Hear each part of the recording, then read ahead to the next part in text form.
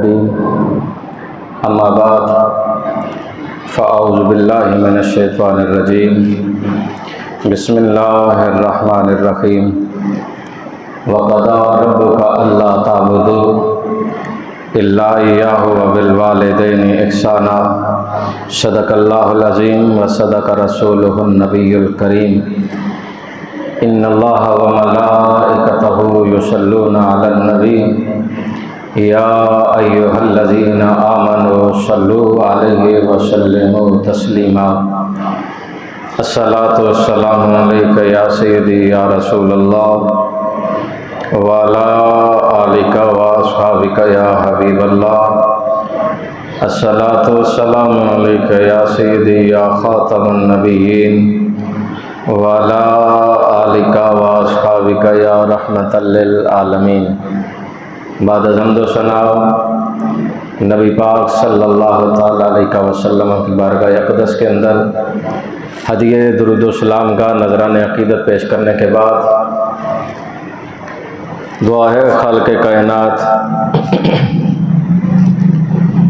मेरे समेत सब के वालिदैन की अल्लाह कामिल बख्शिश और मग़फ़िरत फरमाए। सुनने सुनाने के बाद अल्लाह मुझे और आपको अमल की तौफ़ीक़ अता फरमाए। अज़मत वालिदैन, लेकिन तरीक़ा कुछ अलग होगा। सबसे पहले माँ बाप की ज़िम्मेदारी है, बच्चा पैदा हो तो उसका नाम अच्छा रखे। उलमा ने एक हदीस का मफ़हूम लिखा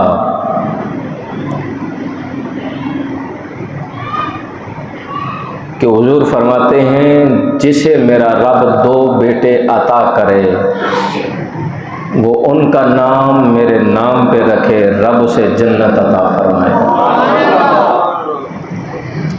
अब मर्जी है आपकी, हुज़ूर के नाम पे नाम रखें या बॉर्डर पार रखें। बदकिस्मती है आज हमारी कि वो नाम रख लेते हैं जिनका कोई मतलब मफ़हूम बनता ही नहीं।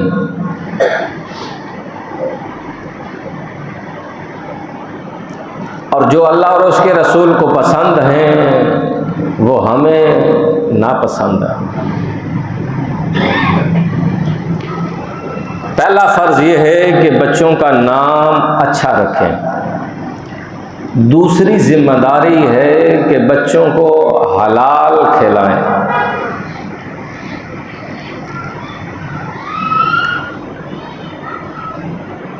जिस तरह नमाज के फ़र्ज़ है, रोज़े, ज़कात, हज कुरान ने कहा, इसी तरह कुरान ने बच्चों को दूध पिलाने का हुक्म भी माँ को दिया है।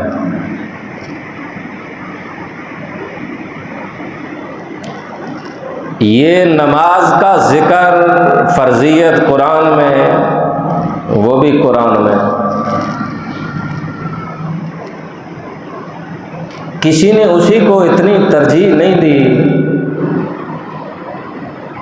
बेगम फरमा देना कि नहीं तो मियाँ और अगे ही तैयार है। बेगम साहबा जैसे आपकी मर्जी की करेगा काजी, हुक्म लाओ, गाय का पिला दें या डब्बे का पिला दें।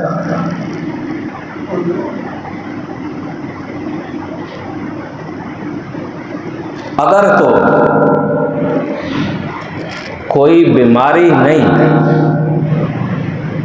क्योंकि कुरान साथ ये भी कहता है, ला युकल्लिफुल्लाहु नफ्सन इल्ला वुसअहा, मालिक उस पर इतना बोझ ही नहीं डालता जो बर्दाश्त न कर सके। अगर तो बीमारी नहीं तो फिर गुनाह है। आपने एग्री साथ किया क्योंकि आप हाकम थे। अर्रिजालु क़व्वामूना अलन निसा, ये भी कुरान है कि अल्लाह ने तुम्हें औरतों पे हाकम बनाया है। अगर तेरी हाकमियत सिर्फ यही है कि तूने अपने मेके घर नहीं जाना, फलां घर नहीं जाना, फलां से नहीं बोलना, तो फिर कल क़यामत के दिन इसका हिसाब तू देगा। औरत की शरीयत का जिम्मेदार मर्द है, मर्द। औरत अगर नमाज नहीं पढ़ रही तो मुजरम मर्द है। बच्चियों की परवरिश अच्छी नहीं हो रही, मुजरम मर्द है। घर के अंदर अगर कोई ऐसा माहौल है तो उसका मुजरम मर्द है। कल क़यामत के दिन उससे पूछा जाएगा। आज लोग कितनी आसानी से गुनाह कर लेते हैं, किसकी खातर? औलाद की खातर। देखे ना, मर्द ने अपनी जिंदगी तो गुजार ली है, वो एक जोड़े में भी साल साल गुजार देता है। उसे अगर फिक्र लगी है तो घर में बच्चों और बच्चियों की, बीवी की, या दूसरा उसके ज़हन में ये आता है लोग क्या कहेंगे, ये गरीब है। गुर्बत के डर से गुनाह करता जा रहा है। लोगों ने आज तक किसी को माना नहीं। अगर किसी ने मेहनत, मुशक्कत, मजदूरी करके कुछ बनाया है ना, तो लोग क्या कहेंगे? पाउडर बेचता है, चरस बेचता है, पता नहीं केड़ा धंधा करता है। नहीं मानेंगे। लोगों ने उलमा को, वलियों को, नबियों को, हत्ता के खुदा तक नहीं माना। मुझे और आपको क्या मानेंगे? अगर आपने देखना है तो ये देखें, रब क्या कहेगा, उसका महबूब नबी क्या कहेगा। ये ना सोचें कि लोग क्या कहेंगे, और गुर्बत से नफरत ना करें, ना घबराएं। मेरे पाक रसूल ने गरीबों से मोहब्बत फरमाई है और गुर्बत पे फख्र किया है। वो जो काफर अमीर थे, जज़ाकल्लाह, काफर अमीर थे, उन्होंने आकर मेरे नबी से यही तो डिमांड की थी, मोहम्मद गरीबों को छोड़ दे, हम अमीर तेरे साथ लग जाएंगे। रब ने जिब्राइल को भेजा, कहा महबूब अमीरों को छोड़ दे, ये गरीब तो इसे मोहब्बत करने वाले हैं। इसलिए लोगों की बातों में ना जाए, लोग क्या कहेंगे। अब हमसायों का मुंह लाल है तो अपना लाल ना करें। मैं एक बात अर्ज करता हूँ, शायद आपके दिल में उतर जाए मेरी बात। हजरत गौसे पाक फरमाते हैं, मकान तू बनाएगा, रहेंगे कोई और आगे जाकर हिसाब तू देगा।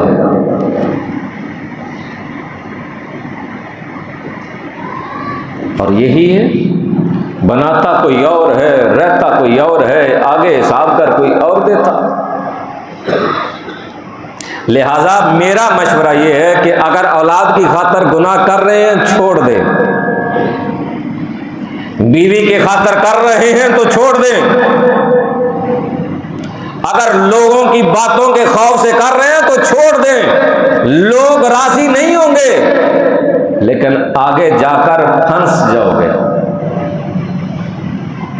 फिर दूसरी चीज, पहला अच्छा नाम, दूसरी हलाल ग़िज़ा।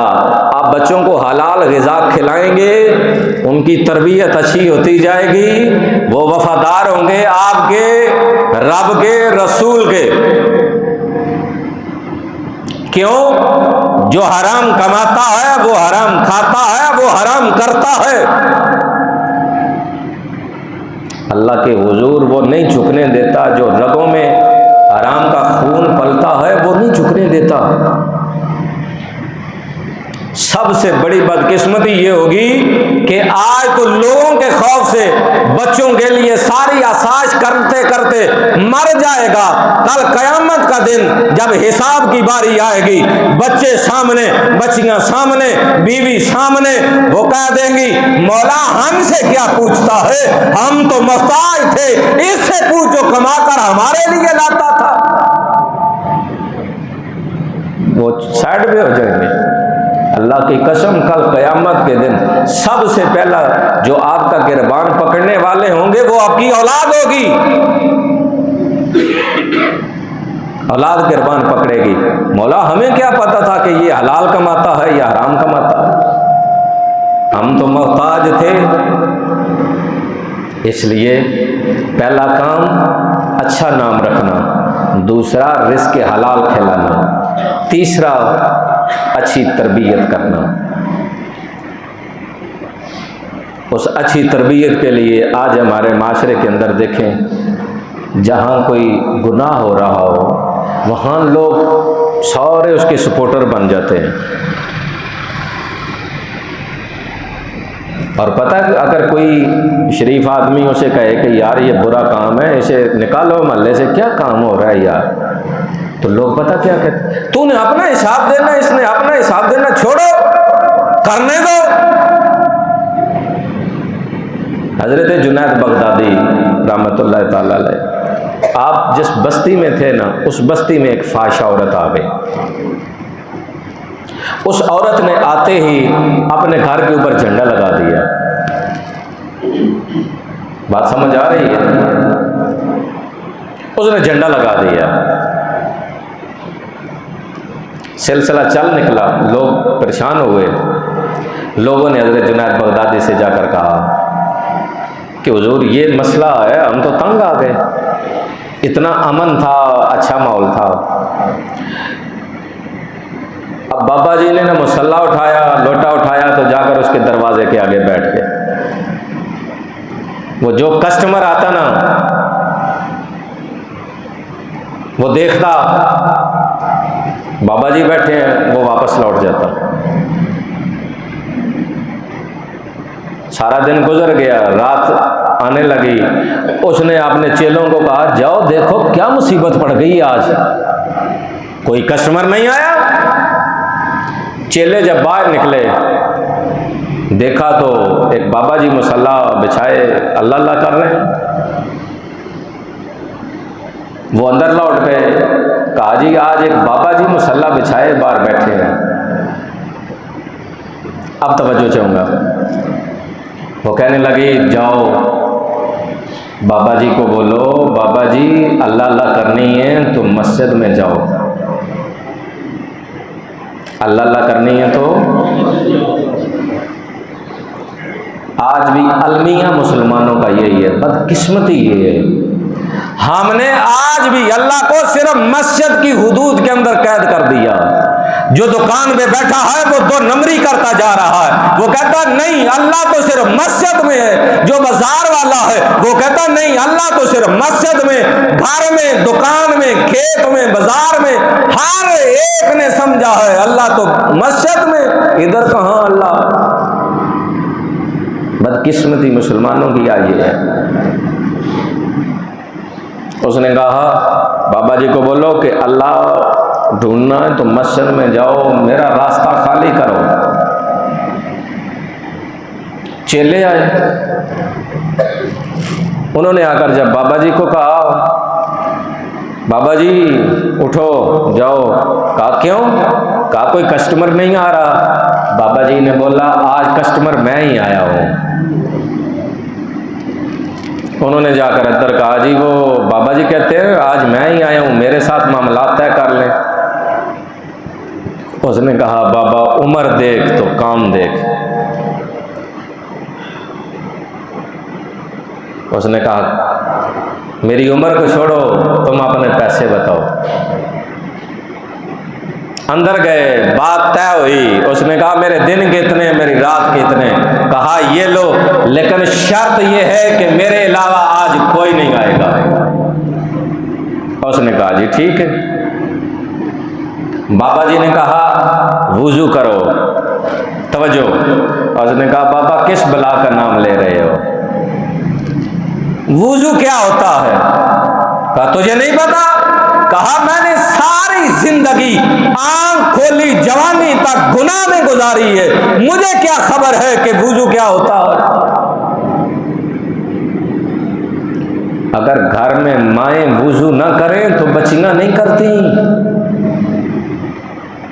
बाप वुजू न करे तो बच्चे नमाज नहीं पढ़ते। इसलिए अगर माँ वुजू नहीं कर रही तो मुजरम वालिद है, बाप है, शोर है। अर्रिजालु कव्वामून अलन निसा।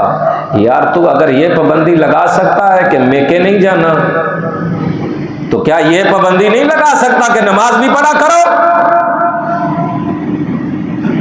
रब्बे काबा की कसम, तू अगर एक दिन कहे मेरे कपड़ों को हाथ ना लगाना अगर नमाज नहीं पढ़ेगी, मेरे लिए खाना ना बनाना नमाज नहीं पढ़ेगी, तो वो नमाज भी पढ़ेगी, बिस्मिल्लाह भी पढ़ेगी, कुरान भी पढ़ेगी, तेरे बच्चों को वुजू करके रोटी भी बना के खिलाएगी, जब पाकीज़ा होकर तुझे भी खिलाएगी। तुझे फिर वलायत कहीं और ढूंढने की जरूरत नहीं, अल्लाह तेरे अंदर वलियों की क्वालिटी पैदा कर देगा। माहौल पाकीज़ा बनाना तो तेरा काम है ना। जुनैद बगदादी ने कहा नहीं आता, उसने कहा जी नहीं आता। कहा इधर देखो, जैसे मैं करता जाता हूं ऐसे तू करती जा। वुजू करवाया, कहा मुसल्ला, उसने कहा बाबा मैंने झंडा लगाया हुआ है, तो मुसल्ले का पूछता। मुझसे वो बातें पूछ जो मुझे पता है, वो ना पूछ। बाबा जी ने अपना मुसल्ला बिछाया, रुमाल, चादर, पगड़ी जो भी थी उतारा, नीचे बिछाया, कहा बेटा मेरे पीछे खड़ी हो जा, जैसे मैं करता जाता हूं ऐसे तू करती जा। उलमा ने लिखा, कयाम किया, रकू किया, सजदे में गए, तो जुनैद बगदादी ने कहा मौला मेरा काम इतना ही था, इसे सजदे में लाना, मैं सजदे में ला चुका हूं, अब इसकी तकदीर बदलना तेरा काम है। इधर सजदे में गई तो फहाशा थी, जब सजदे से सर उठाया रब ने उसे वलिया बना डाला है। तो आज हमारे यहाँ गुनाह करने वाला कोई गुनाह करे तो गुनाह करने वाले स्पोर्टर बहुत ज्यादा आ जाते। क्या हुआ, तुम अपना काम करो, इसे अपना करने दो, तो इसे क्या पूछा जाएगा। लोग अल्लाह की कसम पैसे देकर गुनाह पे लगाते हैं। अगर कहीं मौका मिल जाए तो पैसे देकर किसी का गुनाह छुड़वा देना, जन्नत वाजिब हो जाएगी। अगर कहीं मौका मिल जाए ना, अगर तेरे 2, 4, 5, 10 हज़ार से कोई गुनाह से छूट जाएगा तो मौका हाथ से जाया ना करना। क्यों? तू सजदा करता है, वो बादशाह है, कबूल करे या ना करे, पर तू उसकी मखलूक से प्यार करेगा इस नियत से कि ये हट जाए शैतान के रास्ते से, रब के हुजूर आ जाए। रब तेरी जिंदगी के सजदों को नहीं देखेगा, उस अमल को देखेगा, बेड़ा पार कर देगा। हम ये मामले अपने हाथ से छोड़ देते हैं। हजरत गौसे पाक रज़ी अल्लाह ताला अन्हु के वालिद गिरामी, बड़ी काबिल तवज्जो बात है। आप ना जा रहे रास्ते में नहर के किनारे किनारे देखा एक सेब ना बड़ा खूबसूरत पानी के ऊपर तैरता हुआ आ रहा। अब फ्रेश चीज हो ना, शाखें झुकी हों, शाख से गिरे पानी में, तो फिर धुला हुआ भी हो और पानी पे तैरता हुआ भी हो तो वो और ही खूबसूरत लगता। आपने वो उठाकर जब उसे 2 नवाले लिए ना, तो फौरन ख्याल आया कि ये तूने इजाजत के बगैर खाया है, ये हराम है। कल क़यामत के दिन अल्लाह के हुजूर इसका हिसाब देना पड़ेगा। तवज्जो, रेड़ी बांध खड़े हो, चने हैं, दाल है, अंगूर है, कोई भी खाने वाली चीज है, आप पास खड़े होकर उसको उठाकर खा रहे हैं, रेड़ी बांध की इजाजत के बगैर, तो ये हराम है।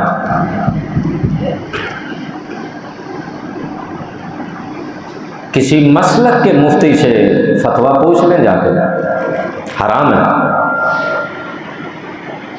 हाँ, उससे इजाजत लेकर कि मैं ये खा सकता हूं,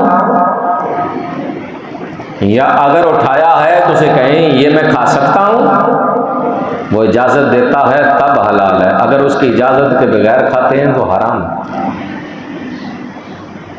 हजरत गौसे पाक ने देखा, जहां से वो तैरता हुआ आ रहा था वापस चलना शुरू हो गए।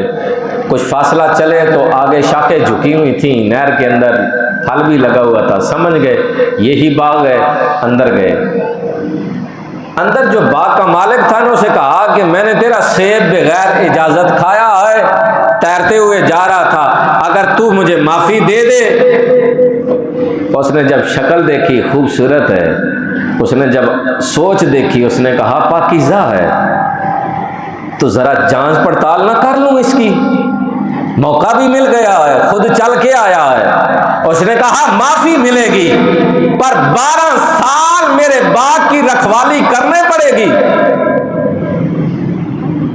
एक सेब के बदले में 12 साल रखवाली की बाग की। हजरत गौसे पाक के वालिद गिरामी 12 साल वो देखता रहा, नमाज भी पढ़ता है, जबान भी हिलती रहती है, बाग की रखवाली भी करता है, गोडी भी करता है, मामलात भी करता है। अच्छा है, क्यों ना हो इसके साथ अपनी बच्ची का निकाह कर दूं। पाकीज़ा भी है, सोच भी पाकीज़ा है, तहारत भी है, तकवा भी है, मामलात भी अच्छे हैं। उसने कहा माफी दूंगा, आखिरी शर्त है। कहा क्या? कहा मेरी बेटी है, आंखों से देखती नहीं, कानों से सुनती नहीं, हाथ उसके नहीं, पांव उसके नहीं, उसके साथ निकाह करेगा तो वो तेरे सेब वाली माफी हो जाएगी। हजरत गौसे पाक के वालिद गिरामी कहने लगे क्या फिर तू मुझे वो सेब वाला मामला माफ कर देगा? कहा माफ कर दूं। कहा ये शर्त भी मुझे कबूल है। निकाह हो जाता है। निकाह के बाद जब कमरे में जाते हैं तो देखते हैं इंतहाई खूबसूरत लड़की बैठी है, घबरा कर बाहर आते हैं। कहा चाचा जो तूने शर्तें कही थी वो तो नहीं है? कहा बेटा जो तूने देखा है वो भी सच है, जो मैंने कहा वो भी सच है। तवज्जो। तो आपने पूछा क्या? कहा आंखों से इसलिए अंधी, कहा सारी जिंदगी गुजर गई उसने किसी गैर महरम मर्द का चेहरा देखा ही नहीं है। कानों में कभी गैर महरम मर्द की आवाज गई ही नहीं, हाथों से उसने किसी गैर महरम मर्द को छुआ ही नहीं। इसलिए कहा कि वो हाथों से, कानों से, आंखों से महरूम है। कहा फिर कहा वो तेरी सौजा है। बताइए जिसका बाप 12 साल नौकरी करे एक सेब की खातर, जिसकी मां सारी जिंदगी पाकीज़ा रहे, जब अकद हो जाए फिर उस घर में बेटा पैदा हो तो गौसे आजम जैसा होता है। माँ अगर ड्रामे देखे बाप कंजरों खुसरों को पसंद करे तो फिर पुत्र गौसे आजम नहीं कंजर पैदा होते हैं। अगर चाहते हैं औलाद अच्छी पैदा हो तो फिर देखें ना, अगर बाप मौला अली हो, माँ फातिमा हो तो बेटा हुसैन पैदा होता है।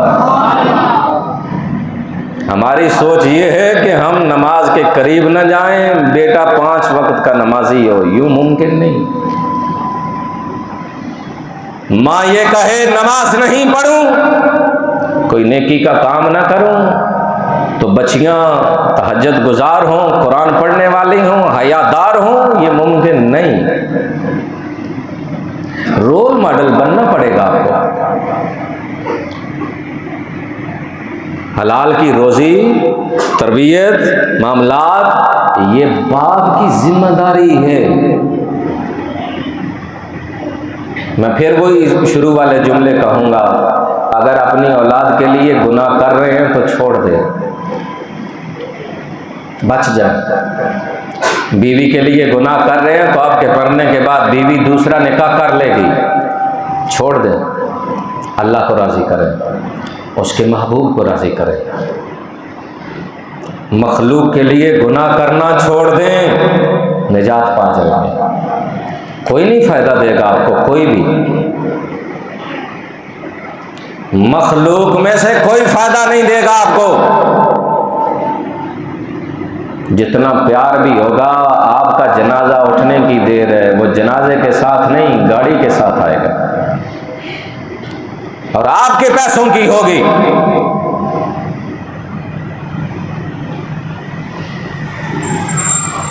जनाजे में खड़ा हुआ शख्स बावुज़ू भी नहीं होगा। जनाजा तो इल्ला माशाअल्लाह उसे वैसे ही नहीं आता होगा। तो किस पे आप भरोसा कर रहे हैं? औलाद पे, दोस्तों पे, सोसाइटी पे?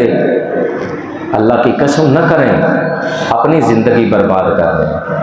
नेकी करें। हाँ, अगर आपके 4 पैसे लगते हैं, कोई गुनाह से हट जाता है तो आप कमाल है। अगर आपके पैसों से कोई गुनाह कर रहा है तो आपसे बड़ा मुजरम कोई नहीं।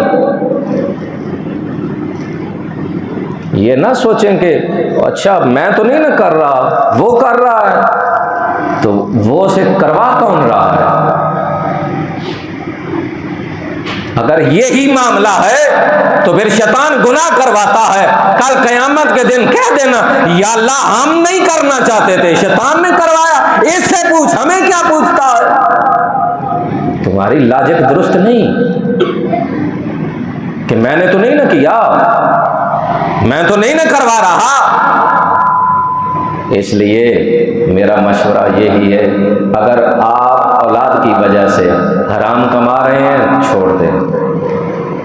गुर्बत के डर से कर रहे हैं, छोड़ दें। दोस्तों की वजह से कर रहे हैं, छोड़ दें, निजात पा जाएंगे। क्यों?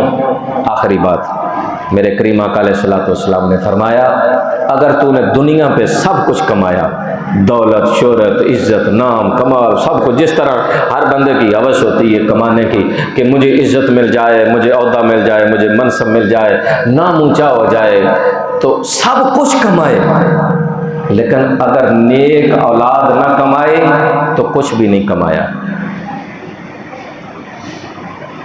हुज़ूर ने फरमाया ना, तेरा सब कुछ कट जाएगा, अमाल मुनक़ते हो जाएंगे, मामलात मुनक़ते हो जाएंगे, सब कुछ ख़त्म हो जाएगा जब तेरा जनाजा उठेगा। तो अगर तुझे फ़ायदा होगा ना तो पीछे सदक़े जारिया बनेगा, तो तेरी नेक औलाद बनेगी।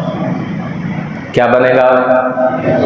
सारे बोलिए, नेक औलाद। तो नेक औलाद तो तब बनेगी ना जब माँ बाप हलाल कमाएंगे, बच्चों को हलाल खिलाएंगे, तरबियत अच्छी करेंगे, तो तब जाकर मामलात बनेंगे कि तेरा जनाजा उठने के बाद वो नमाज के आदी होंगे, नमाज पढ़ेंगे, अखलाक अच्छा होगा, तेरा अखलाक अच्छा हुआ तो बच्चे का अखलाक अच्छा होगा, तेरी बीवी का अखलाक अच्छा हुआ तो बच्चियों का अखलाक अच्छा होगा। अगर तेरा अखलाक ये है कि जाते हुए मुंह दूसरी साइड पे कर लेना है, सलाम दुआ, या बच्चों के सामने ताए की बुराई, नाने की बुराई, दादे की बुराई, माले की बुराई, दोस्तों की बुराई, तो फिर वो अखलाक की तरबियत नहीं, फुकदान है। क्यों? कि मना किया गया। मुझे तो हैरत होती है कि लोग स्कॉलर कहकर उम्मत के जितने बड़े हैं उनको बुरा कहते हैं। आपको शायद ये चीज़ें सुनने में थोड़ा अजीब लगती हैं, लेकिन मुझे सुनने में अजीब नहीं लगती। क्यों? मैं तालिब इल्म हूँ दीन का। मैं जब देखता हूँ हुजूर ने मना फरमाया, जो तुम्हारे मर जाएं बड़े उनको बुरा न कहो।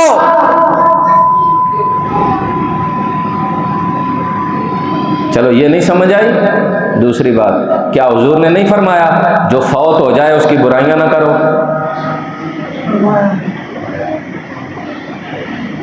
बोलो तो सही। जो फौत हो जाए फरमाया उसकी बुराई बयान न करो। हदीस के अल्फाज हैं, अगर 99 बुराइयां हैं, एक खूबी है, फरमाया मरने वाले की वो एक खूबी लोगों के सामने बयान करो, बुराइयां ना करो। इत्थे लोगों कसम चुकी है, ना चंगा बोलना, ना चंगा सोचना, ते जेड़ा मर गया उहदे पिछे इश्तिहार लाना। आओ बदलो अपने आप को, कोई भी फ़ायदा नहीं देगा। सुन रखा है आपने, मरने के बाद कोई भी नहीं, माल, औलाद, रिश्तेदार सब कुछ साथ कम जाते हैं, बल्कि अब तो फैशन नया बन गया है। घर में डेड बॉडी पड़ी हुई है तो साथ खाना भी चल रहा है। क्यों? खाने का टाइम है, लोगों का क्या कसूर है? दो खाना इनको। हमने जो बचपन में देखा है, 3-3 दिन तक घर में चूल्हा नहीं जलता था। अब तो लोग खुशी के साथ उस घर से जाकर खाते हैं। जिनके घर फौतगी होती थी उनके हमसाए नहीं, दूर के लोग हमसाए घर में चूल्हा भी नहीं जलाते थे। ये हमसाए क्या कहेंगे, हमारा बाप मर गया, ये रोटियां खा रहा है। वापस मेमोरी वापस करो ना। जब दूसरे निजात का जरिया मैंने अर्ज किया, बाप हलाल कमाए, अगर माँ कमा रही है तो हलाल का कमाए, बच्चों को दूध पिलाए, हलाल का पिलाए, घर के अंदर पाकीज़ा माहौल करे। माँ को पाबंद करना बाप की जिम्मेदारी है। नमाज पढ़ा करो, बच्चियों को नमाज पढ़ाया करो, कुरान पढ़ा करो खुद भी। क्यों? बाप रात को 1 बजे सोएगा, बच्चे बच्चियां भी लेट सोएंगे, सुबह खुद नहीं उठेगा, तो वो किस मुंह से बीवी को कहेगा कि नमाज पढ़ा कर, बच्चियों को पढ़ाया कर? वो आगे से यही कहेगी ना, तू कितना नमाजी है, खुद पढ़ता नहीं, मुझे कहता है पढ़। बदलो ना अपने आप को। तेरे सामने आज तेरे बच्चे को आग में जलाया जाए, तू भी तड़प जाएगा, तेरी बीवी भी तड़प जाएगी। तू नहीं जाता तो कुरान भी तो सदा दे रहा है ना। सूरह तहरीम है, 28वां पारा है, आखिरी रकू है। मालिक कहता या अय्युहल्लज़ीना आमनू कू अनफुसकुम व अहलीकुम नारा वक़ूदुहन नास वल हिजारा। ऐ ईमान वालों, बचाओ अपने आप को, अपने अहलो अयाल को उस आग से जिस आग का ईंधन या इंसान होंगे या पत्थर होंगे। कितना बचाया तूने?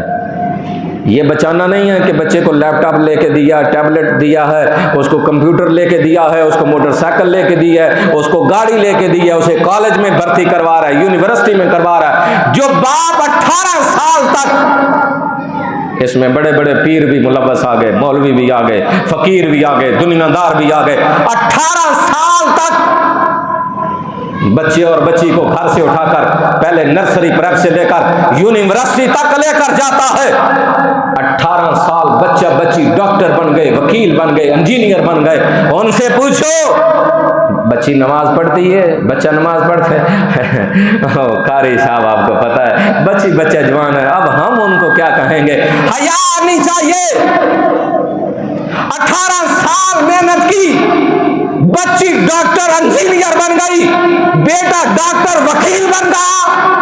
काश कि तू 4 माह मेहनत करता, तेरा बच्चा और बच्ची 5 वक्त का नमाजी बन जाता। हंस के अपनी शर्मिंदगी को ना टाल, मातम कर अपना कि 18 साल कुर्बानी दी, तेरी मेहनत का नतीजा बच्चा और बच्ची ग्रेजुएट हो गए। लिहाजा तूने कभी मेहनत ही नहीं की बच्चों और बच्चियों पे कि नमाज पढ़ो, नमाज पढ़ो, नमाज पढ़ो। अल्लाह मुझे और आपको अमल की तौफीक अता फरमाए।